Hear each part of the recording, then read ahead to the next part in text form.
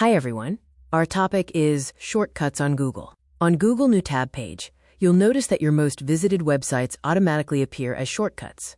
You can also add your own shortcuts manually, up to a maximum of 10 shortcuts. Open Google Chrome and go to a new tab.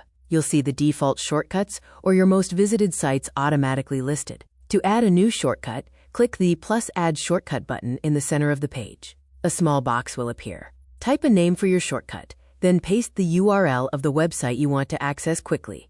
For example, I'll use the Chrome Web Store. Click Done, and your shortcut now appears on the Chrome New Tab page, alongside your other shortcuts. Also, you can undo it or restore to default, as Chrome Web Store is a default shortcut on Google. Click at any time to open the website instantly, no typing needed.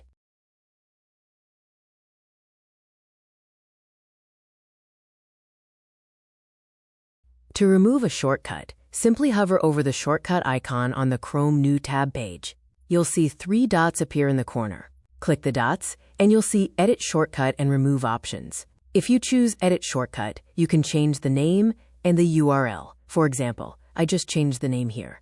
If you want to remove the shortcut, click Remove. And if you accidentally removed it, you can always undo the action right away.